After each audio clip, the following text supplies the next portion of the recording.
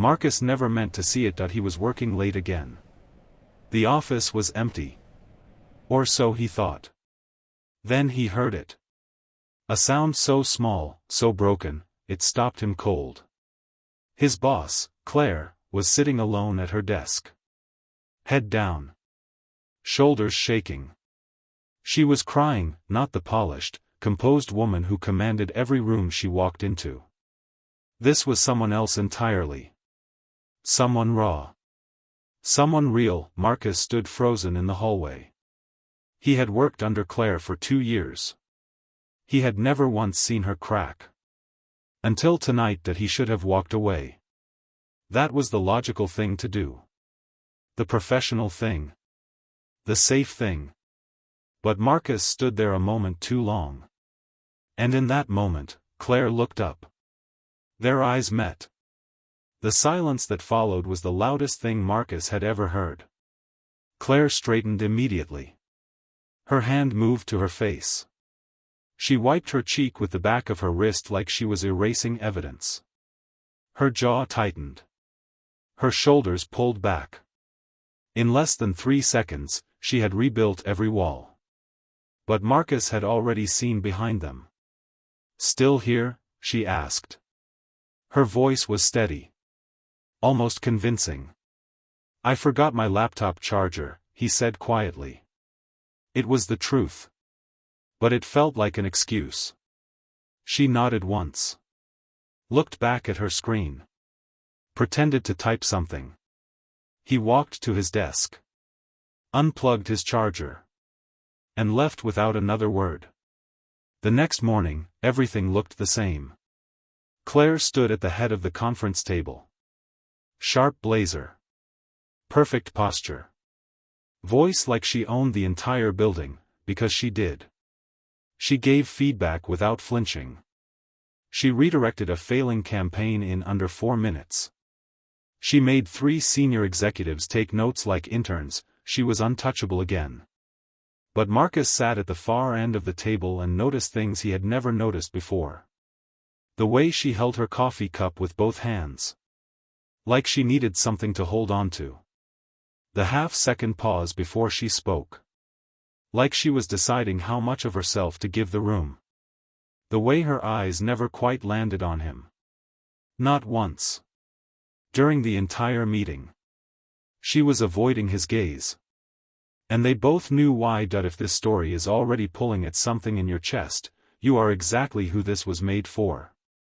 Hit that like button and stay with us. The week moved slowly after that. Marcus told himself it did not matter. That what he saw was none of his business. That Claire was his boss, not his concern. But the image stayed with him. The shaking shoulders. The sound she made when she thought no one was listening. He had a daughter at home named Lily. 6 years old. Bright and loud and full of questions he did not always have answers for. Raising her alone had taught him one thing above everything else. People cry when they have been carrying something too heavy for too long. He recognized that cry. Because he had made it himself. Alone. In the dark. After his marriage ended and the world kept moving like nothing had broken. Claire had that same weight. He did not know what put it there. He did not ask. But something in him shifted quietly that week. He stopped seeing her as just his boss. He started seeing her as a person. And that small change would cost him everything. It started with small things. Marcus began noticing details he had always overlooked. The way Claire's office light was always the first one on in the morning. The way it was always the last one off at night. She arrived before everyone. She left after everyone. There was no one waiting for her at home. That much was becoming clear. He overheard pieces of conversations he was never meant to hear. A call with her sister that ended with, "I'm fine, just tired." A lunch order for one. Always for one. Eaten at her desk with the blinds half closed. She had built an entire life inside these 4 walls. And outside of them, it seemed like she had very little left. Then one afternoon, everything shifted. Marcus was in the break room heating up Lily's leftover pasta. His daughter had insisted he take it, because apparently 6-year-olds have opinions about their father's lunch, when Claire walked in. She stopped when she saw the container. "Is that a princess lunchbox?" she asked. Marcus looked down. Pink lid.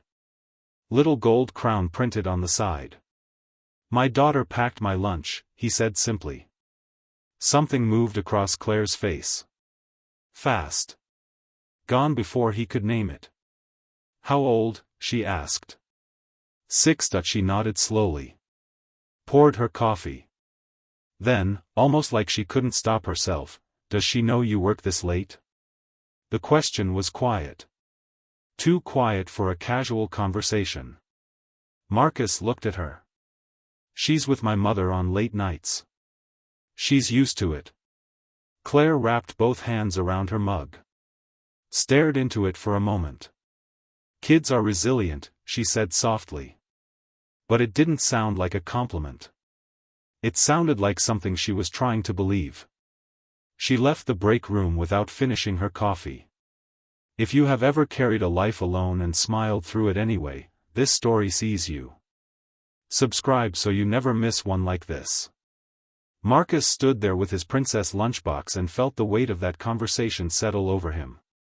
She was not just a woman who cried after a bad date. She was someone who had learned to need very little. Someone who had quietly stopped expecting people to stay. He understood that too well. After his divorce, Marcus had rebuilt himself around Lily. Around routines and school runs and bedtime stories.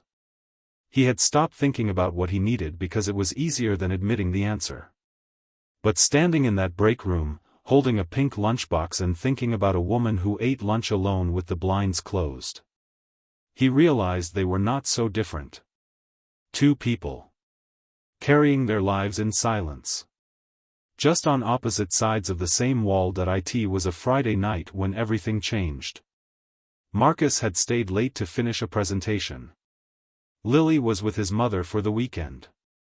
The office was quiet in that specific way it only gets after 7, when the heating system hums and the city outside sounds far away. He was almost done when he heard the elevator open. He assumed it was security. He didn't look up. Then he heard heels on the floor. Slow. Uneven. Not Claire's usual sharp, purposeful stride. He looked up. She was still in her work clothes. But something was wrong. Her blazer was slightly crooked. Her hair was no longer perfect. She was holding her phone loosely at her side like she had forgotten it was in her hand. She had been on a date tonight. He remembered her mentioning it briefly to her assistant earlier in the week. Something casual. Something hopeful. The look on her face said it had been neither. She didn't see him at first. She walked straight to her office. Dropped her bag on the chair. Sat down at her desk. And just stopped. She didn't open her laptop. Didn't check her phone. Didn't do anything. She just sat there.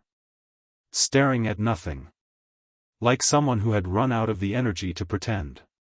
Marcus watched through the glass partition. He knew he should announce himself. He knew he should cough or shuffle or do something to let her know she wasn't alone. But he couldn't move. Because the look on her face was not sadness exactly. It was something quieter and much harder to witness. It was exhaustion. The kind that has nothing to do with sleep. If you have ever come home from something that hurt and had no one to tell, stay with us. This is for you. Drop a comment below and let us know you're here. Then she did something that stopped his breath completely. She turned off her desk lamp. Sat in the dark. And put her face in her hands. Not crying. Not yet. Just hiding. From everything. From the night. From herself. Marcus stood up slowly. He didn't think about it. He didn't plan it. His body just moved. He walked to her office door. Knocked once. Softly. She lifted her head fast. Startled. Her eyes found him in the dim light. For a long moment neither of them spoke. Then her voice came. Low. Barely above a whisper. Stripped of every professional layer she wore like armor. Hold me tonight. 3 words. Quiet as a secret. Heavy as a confession. Marcus felt them land somewhere deep in his chest. He had not expected this. He had not prepared for this. There was no protocol for this. No boundary that had ever accounted for this exact moment. He stood at the door of her office. And for the first time in a very long time, he didn't think about what was logical that he stepped inside. No hesitation. No calculation. Just one quiet step across a threshold that meant something neither of them had words for yet. He pulled the chair from beside her desk and sat close. Not touching. Just present. The way you sit with someone when you understand that proximity itself is a form of kindness. Claire didn't look at him right away. She stared at her hands. Folded in her lap. Like she was embarrassed by what she had just asked. Like she was already preparing to take it back. You don't have to explain anything, Marcus said softly. She exhaled. Long and slow.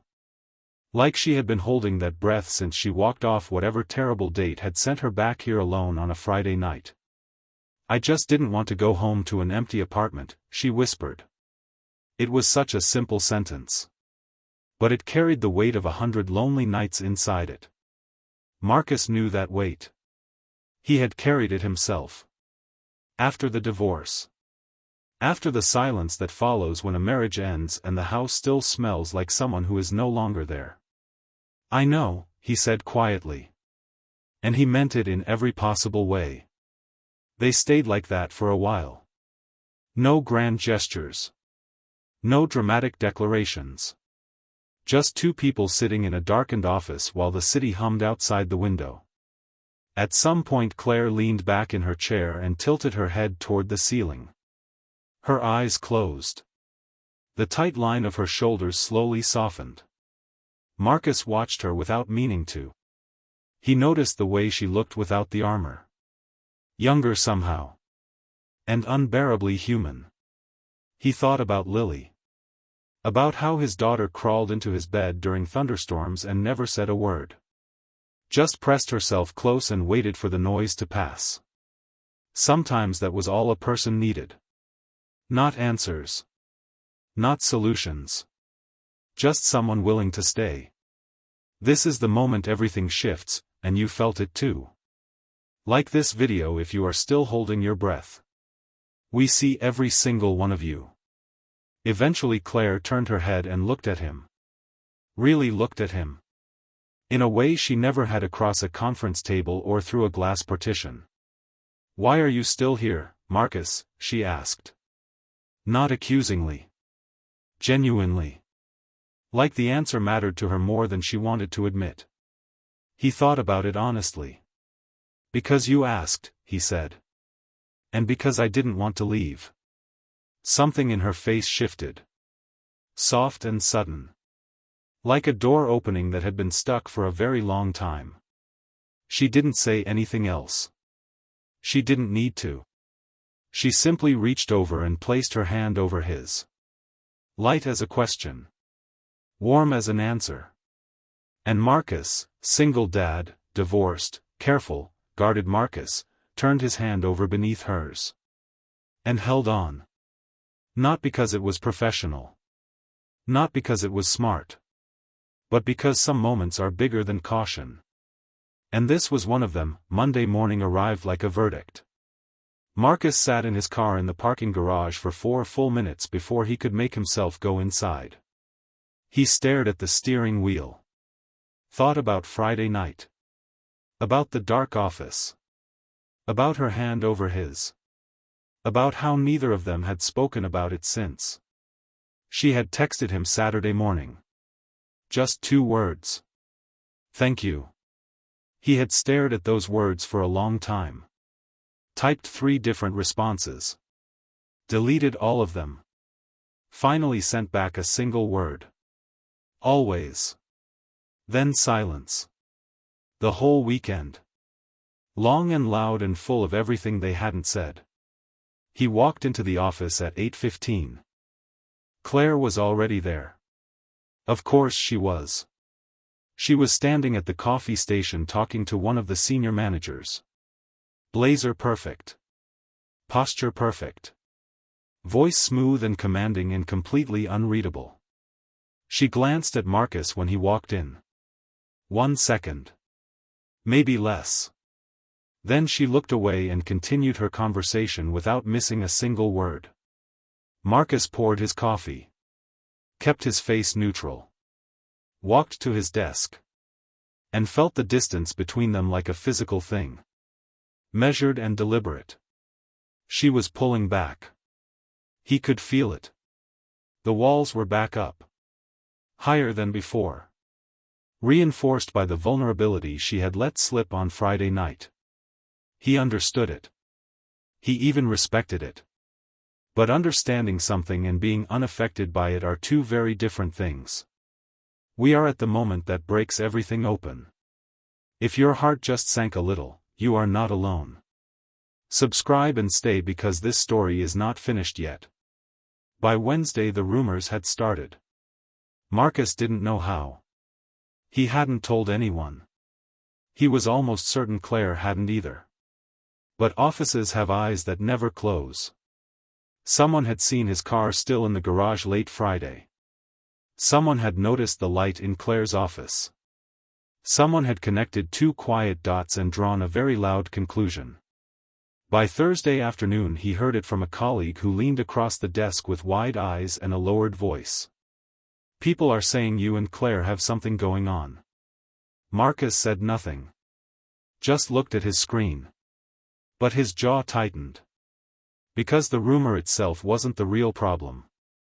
The real problem was what Claire would do when she heard it. A woman who had spent years building an image of absolute professionalism. A woman who had only just allowed herself one unguarded moment. One moment that was now being passed around the office like gossip currency. He found out her reaction sooner than he expected. She called him into her office at 4:59. 1 minute before the workday officially ended. The door clicked shut behind him. Her face was composed. But her eyes told a different story. "We need to talk about what people are saying," she said. And the way she said it, careful and controlled and just slightly breathless, told Marcus that she was more afraid of this conversation than she had been of anything on Friday night. The office felt smaller with the door closed. Claire stood behind her desk. Arms crossed. Not defensively, more like she was holding herself together. Keeping all the pieces in place by sheer will. Marcus stood across from her. Calm. Still. Waiting. "I don't want this to become something that affects your position here," she said carefully. "Or mine." "Is that what you're worried about?" he asked quietly. "Your position?" She looked at him sharply. Ready to say yes. Ready to shut it down cleanly and professionally and permanently. But the word didn't come. Because it wasn't the truth. And they had both stopped pretending on Friday night. The silence stretched between them. Outside the glass walls the office was emptying. Chairs pushing back. Bags lifting. People moving toward elevators and evenings and lives waiting for them somewhere else. In here, everything was still. "I don't know how to do this," Claire finally said. And her voice was different. Quieter. The professional layer completely gone. "I don't know how to be this vulnerable with someone I see every day." "You already are," Marcus said gently. "You have been. Since Friday." She looked away. Toward the window. The city outside was turning gold in the late afternoon light. "I have a life that doesn't leave much room," she said softly. I've built everything around being enough on my own.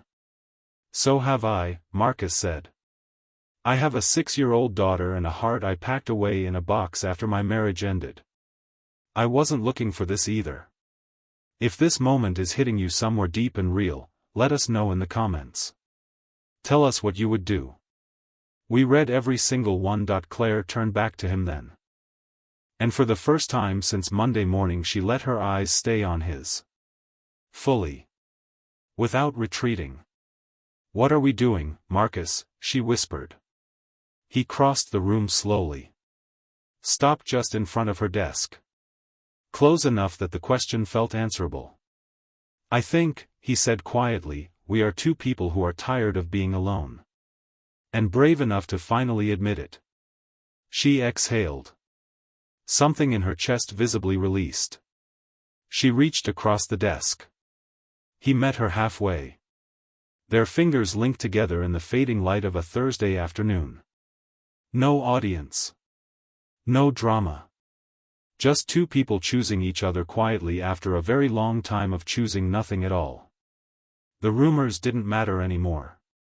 The titles didn't matter anymore. What mattered was this. His hand in hers. Her walls finally down. And a little girl at home who was about to discover that her father's heart had quietly found somewhere new to belong. Some love stories begin with grand gestures and perfect timing. This one began with a broken date. A dark office. And 3 whispered words that neither of them would ever forget. Hold me tonight, and he did. If this story stayed with you, share it with someone who needs to hear it today. Like, subscribe, and come back for the next one. Because the best stories are the ones that remind us we are never as alone as we think.